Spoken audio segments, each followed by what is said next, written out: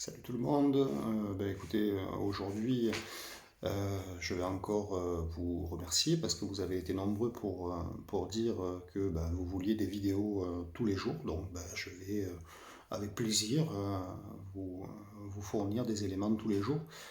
Ensuite, par contre, sur les réponses que j'ai eues, j'ai eu des réponses du style non, moi, une vidéo par jour, ça me convient euh, parce que je l'assimile chaque jour, il n'y a pas de problème. En fait, une vidéo vous donne des éléments à travailler pour toute une vie. Donc, même si tu l'assimiles, il faut quand même que tu le gardes en toi pour pouvoir avancer et progresser. Aujourd'hui, j'ai décidé de vous donner des éléments pour atteindre les trois niveaux euh, de, les trois niveaux de progression. Et en fait, ces niveaux de progression ont été calqués sur des niveaux de progression du taoïsme. Bon, le taoïsme, vous vous renseignerez, c'est pas un truc qui est tout neuf, hein, puisque ça date à peu près de 1800 avant JC. Euh, donc, je vais essayer de synthétiser et de vous donner ce qui a été réellement tiré du taoïsme.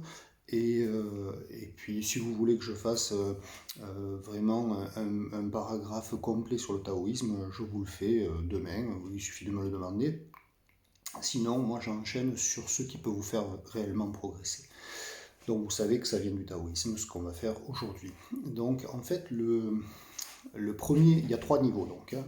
Rappelez-vous, je vous avais déjà parlé de trois niveaux. Exotérique, mésotérique, ésotérique. Là, on va simplement parler de premier niveau, deuxième niveau, troisième niveau, et vous verrez qu'il y a des corrélations avec ce que je vous avais déjà expliqué, sauf que je vais rentrer dans du détail et l'expliquer de façon taoïste. En fait, pour le premier niveau, le pratiquant a besoin de travailler plusieurs choses. Donc, il doit travailler la coordination entre la détente, l'enracinement, l'alignement, la force et la focalisation. Alors, si l'esprit est calme, le corps va être détendu. Jusque-là, je pense que tout le monde est OK. Si tu es stressé, bam, tu vas être super tendu.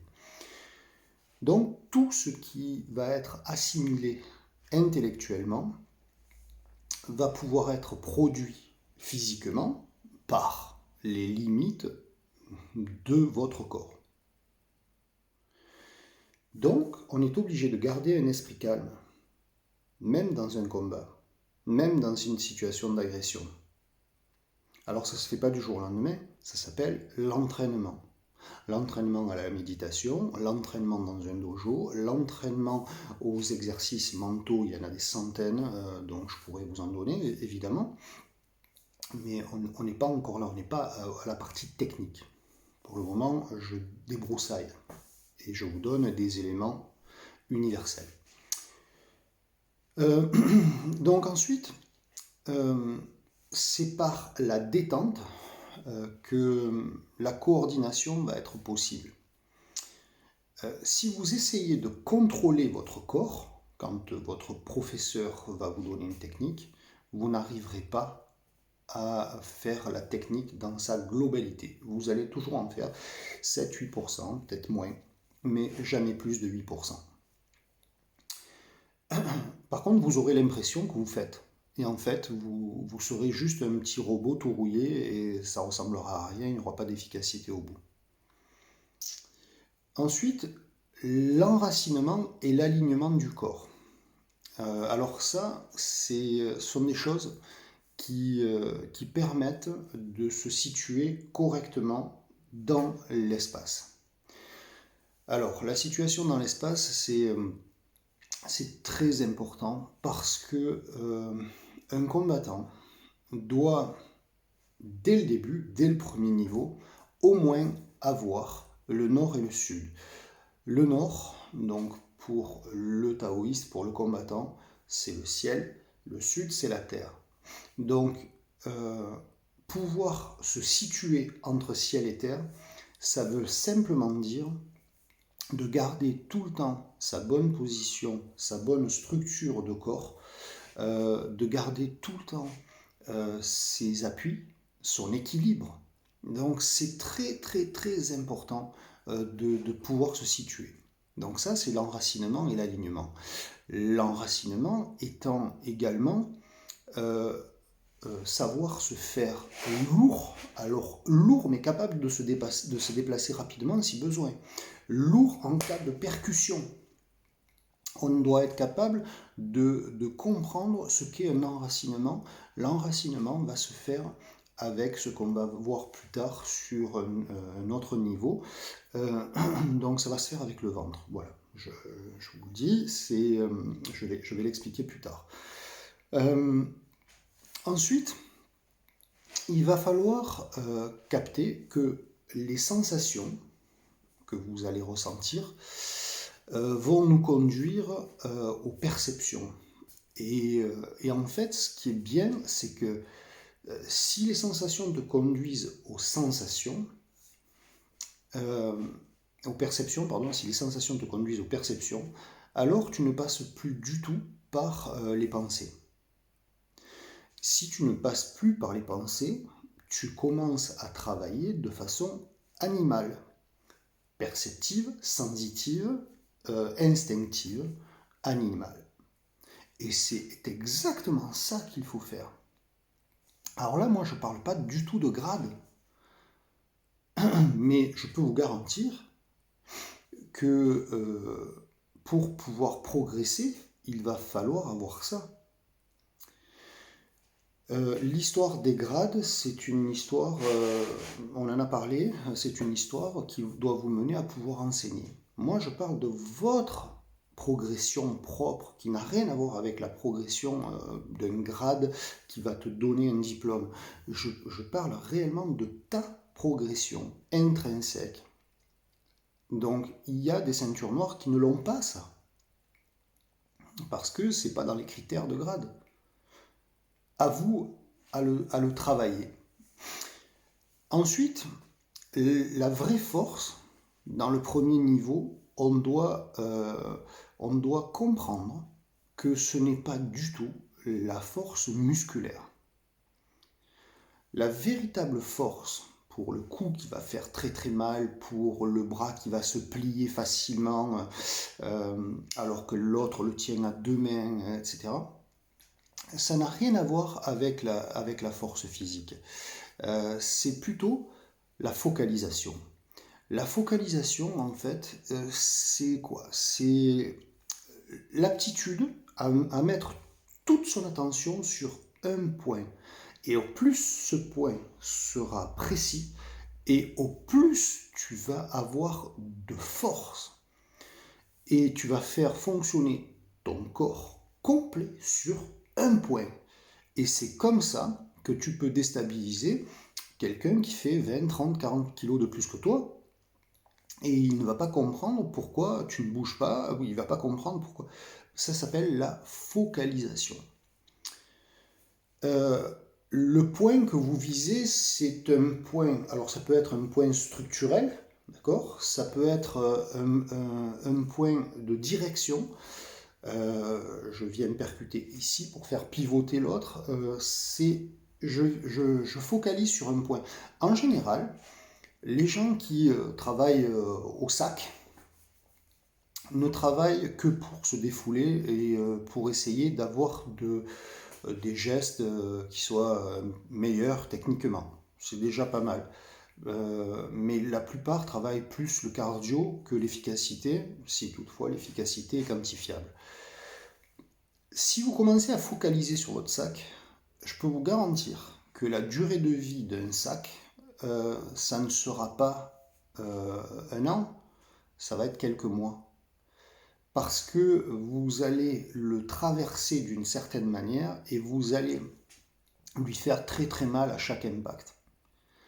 Et à l'époque où je travaillais énormément au sac, grosso modo, un sac me faisait entre 45 et 60 jours. Et c'était des bons sacs, des sacs en cuir, c'était des vrais bons sacs. J'ai eu à peu près toutes les marques. Et je connais des gens qui s'entraînent sur le même sac depuis 5-6 ans. Euh, Ils ne connaissent pas la focalisation. La focalisation, c'est également ce qui va t'amener, si tu la rajoutes à ce qu'on a évoqué précédemment, c'est ce qui va t'amener à faire très mal à ton adversaire parce que tu sauras te situer entre ciel et terre, parce que ton corps sera détendu et donc il sera très réactif, tu seras instinctif et tu vas être hyper coordonné sur toutes tes actions. Ensuite, quand on parle de force, la force donc, elle ne réside pas sur le muscle. Le muscle, c'est superficiel. Donc, en fait, si vous voulez, la véritable force, on la résume sur l'unité du corps. J'ai créé un proverbe quand je dis c'est tout le corps qui va à la guerre. D'accord? C'est pas que un soldat, c'est vraiment tout le corps qui va à la guerre. C'est l'unité du corps. L'unité du corps, c'est ce qui va vous donner la réelle force. Le muscle est là pour créer une forme de carapace superficielle. Il est là pour créer un ressort, une détente explosive, mais ça vient toujours se rajouter à quelque chose de beaucoup plus profond. Donc voilà, le muscle il en faut, ça c'est sûr, hein, n'arrêtez pas du jour au lendemain de faire vos exercices, mais on sait que quelqu'un qui n'est pas musclé dans le sens de la recherche du combat, c'est quelqu'un qui va être très handicapé. Alors quelqu'un qui n'est pas musclé dans le sens de la recherche du combat, ça peut être quelqu'un qui est trop flasque ou trop musclé ou pas musclé comme il le faut, c'est-à-dire avec des muscles qui seront beaucoup trop raides, beaucoup trop ronds ou beaucoup trop raides comme je l'ai dit. À ce moment-là, ces attaques seront lentes ou trop courtes et ou non efficaces car non transperçantes. Le deuxième niveau, c'est une étape énergétique. Alors là, on commence à toucher quelque chose de vraiment profond. L'énergie, ça réside sur la maîtrise de 3 pratiques. Sur le centre, la circulation d'énergie et l'extérieur. Alors, le centre. Toute chose, tout être a un centre et une ligne centrale. La ligne centrale chez l'être humain, donc en recto verso, la ligne centrale est ici, c'est ce qui coupe votre corps en deux, d'accord, en passant par le centre du front et en descendant jusqu'au génital. Et de l'autre côté, donc ça va être la colonne vertébrale. Et c'est le long de cette ligne centrale que se trouve la majorité des points vitaux accessibles dans le combat. Ça, c'est le 1. Le centre. Le centre, en fait, quand tu tournes autour de quelqu'un, si par exemple je tourne donc autour de moi, là, qui reste statique, et que j'arrive donc ici, si je dois frapper, je dois venir frapper ici, comme ceci. En fait, quand je vais tourner, je vais frapper toujours là où mon plexus regarde mon adversaire. Alors, les Chinois ont coutume de dire que tu tournes autour de l'adversaire pour t'entraîner, tu croises tes poignets, et où tes poignets vont être croisés en face de ton adversaire, c'est là que tu dois attaquer. Donc, ça, c'est le centre. Et toute chose a un centre. Si vous regardez le centre de la jambe, par exemple, entre os de hanche et malléole, c'est le genou. Si vous regardez le centre le centre du visage, pardon, c'est le nez. Si vous regardez le centre latéral, c'est l'oreille. Si vous regardez un des points de mort les plus accessibles, c'est le centre du front. Si vous regardez un des points de chaos les plus connus, c'est le menton. Si vous regardez un des points les plus fragiles qui soit, c'est la gorge, c'est la trachée, ici. La pomme d'Adam pour les hommes. Si vous regardez le centre énergétique, c'est le plexus solaire. Ah ben tiens, il se trouve pile poil sur le milieu du buste, d'accord, dans le sens terre-ciel, et sur la largeur du buste, donc on peut faire une croix, il est pile poil au milieu. Tout est au milieu. Un doigt cassera toujours en son centre. Plus facilement qu'ailleurs, si vous tenez que le doigt. Après, si je commence à le bouger comme ça, il va casser sur un autre centre. Mais si je le tiens comme ça et que je remue comme ceci, à ce moment-là, mon doigt va casser sur son centre. On peut mettre ça pour tout. Si je veux casser cette télécommande, eh ben, je ne vais pas essayer de la casser ici au bout, je vais essayer de casser au centre. Et c'est là que ça va casser réellement. Donc, vous arrivez maintenant à faire la distinction entre ligne centrale et centre, et ça, c'est quelque chose d'énorme. Le centre, c'est également notre source d'énergie. En fait, si vous voulez, dans les arts de combat, on ne doit pas se déplacer avec ses muscles, on ne doit pas se déplacer avec ses jambes, donc on doit se déplacer avec son ventre. Donc, se déplacer avec son ventre, ça veut dire que partout où je vais, hop, c'est mon ventre qui dirige.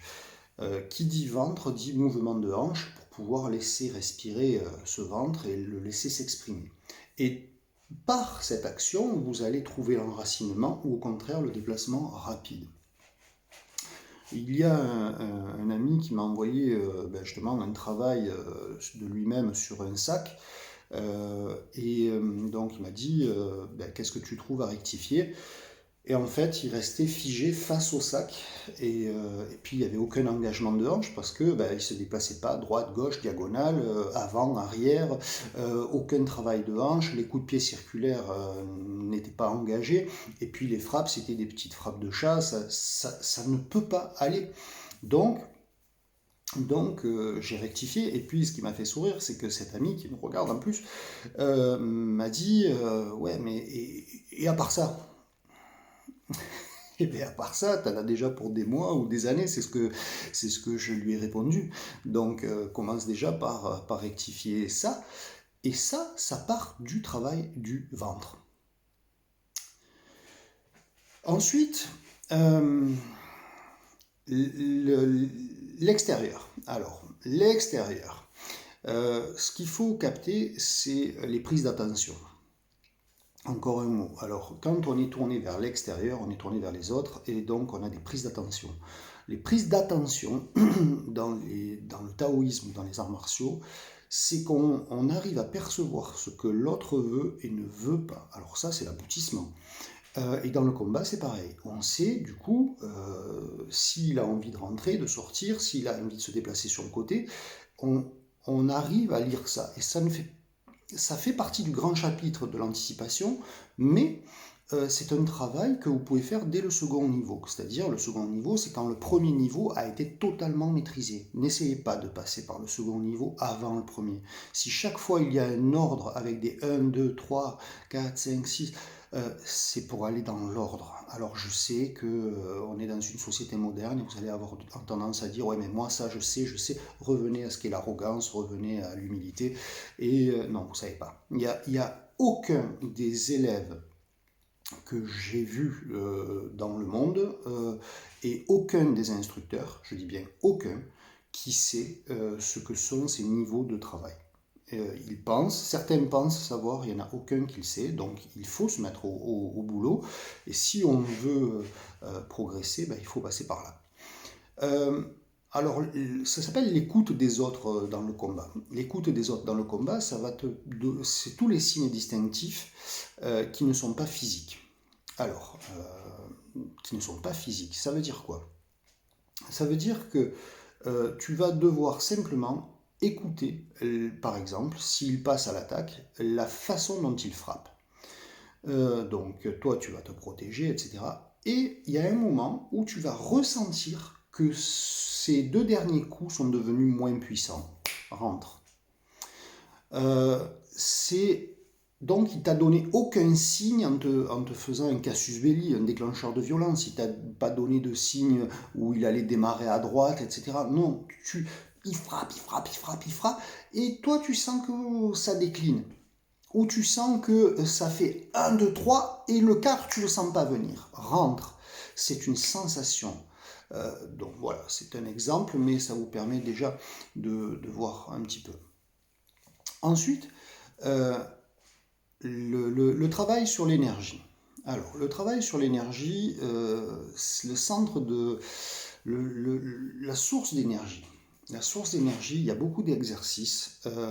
Moi, j'ai coutume de dire, comme beaucoup de maîtres d'arts martiaux, après j'en suis peut-être pas un bon, mais j'ai coutume de dire que tout artiste martial devrait commencer les arts martiaux à l'âge de 4 ans ou 5 ans par le tai chi. Le tai chi de combat, pas le tai chi juste la petite gymnastique. Parce que ça développe l'énergie énormément. Et si tu n'as pas eu la chance de commencer à l'âge de 4 ou 5 ans, eh ben, tu t'y mets maintenant. Alors bon, ben là par contre sur YouTube, allez-y, vous pouvez regarder, il y a des véritables maîtres. Alors ayez une préférence pour les maîtres chinois ou japonais, il y en a qui sont très bons aussi. Et puis vous prenez des exercices pour débutants, là aussi. Et vous répétez le même exercice pendant un mois. Chaque jour pendant 10 minutes, un quart d'heure. Si vous ajoutez à ça la respiration ventrale, avant-arrière, avant-arrière, vous allez développer donc votre énergie. Ensuite, je vais vous parler du troisième niveau. Alors, le troisième niveau, ça concerne en fait les pensées. Ça concerne l'état émotionnel. Ça concerne les sensations subtiles. En fait, donc les pensées. Les pensées sur le troisième niveau, c'est tu dois maîtriser chacune de tes pensées. Alors, maîtriser dans le sens oublier. Quand tu es dans le combat, tu oublies.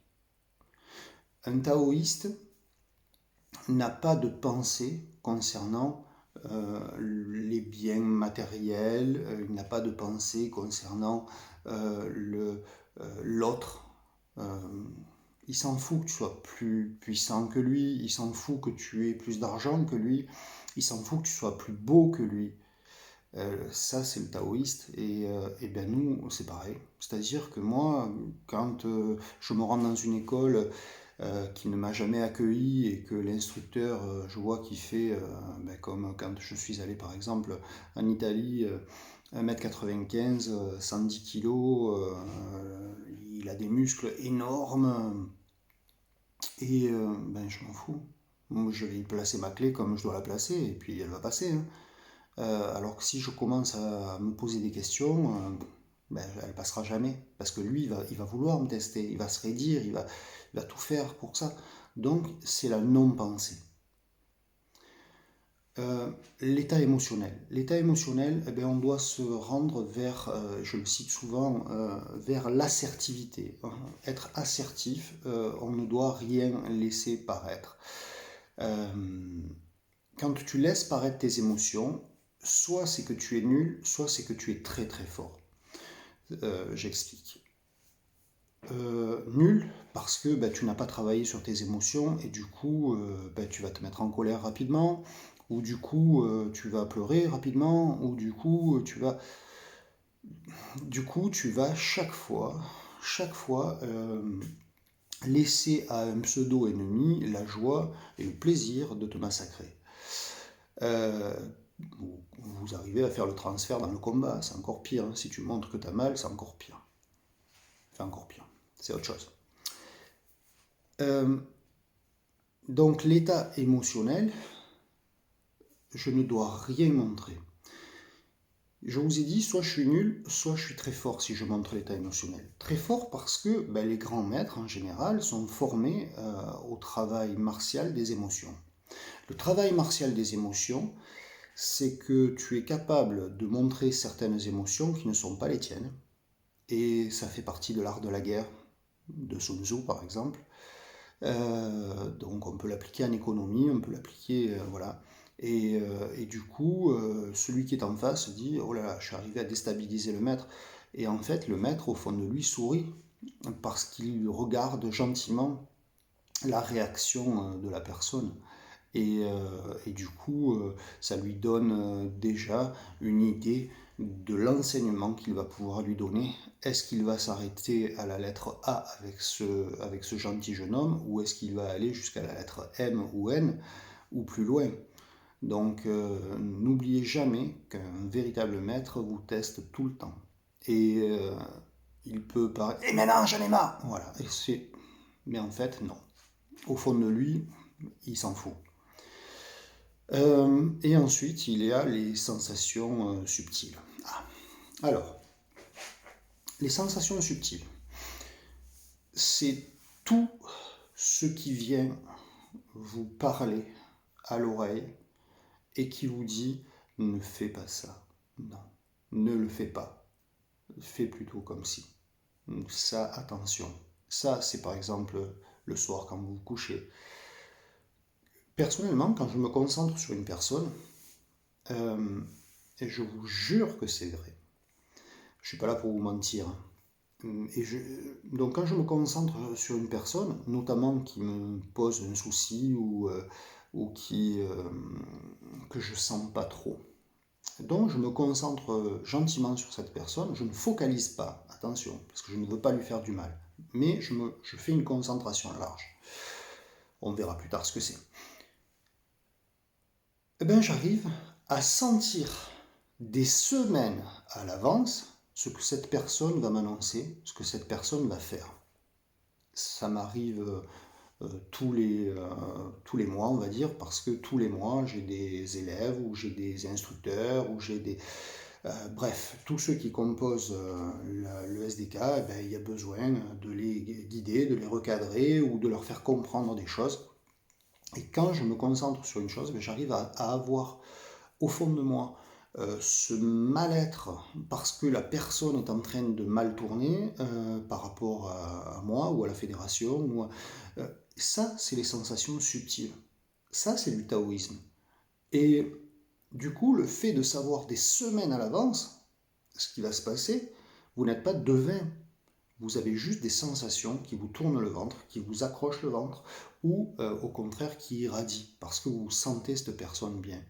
Là, je pourrais vous faire une liste de 18 personnes, exactement, qui me font me poser beaucoup de questions et qui commencent à me titiller subtilement. Et alors, il y a un ordre, hein, évidemment, de 1 à 18, il y a un ordre. Mais j'évite de me focaliser pour éviter de leur faire du mal sur ce que je vais faire derrière. Donc voilà les 3 sphères de compréhension. Ces 3 sphères de compréhension sont des sphères de progression interne, progression de soi, du soi interne. Et ça vous amènera vers l'externe, ça c'est sûr. Mais n'oubliez pas que l'externe, pour les Occidentaux, c'est du sportif, rien de plus. Et ce qui est fabuleux, et là je vais vous donner un secret, c'est que si vous avez ces ne serait-ce qu'un niveau sur les 3 que je viens de vous expliquer, ces niveaux-là, ils s'améliorent, ils se raffinent, ils se purifient avec le temps, au cours des années. Au plus vous allez vieillir et au plus ils vont être magnifiques. Au lieu de diminuer avec l'âge comme le physique le fera. Sur ce, passez une belle journée. Et puis, pardon à ceux à qui j'ai pas encore répondu, mais j'ai eu beaucoup de commentaires et de questionnements sur les dernières vidéos, donc je le fais. Hein. Allez, merci, à bientôt.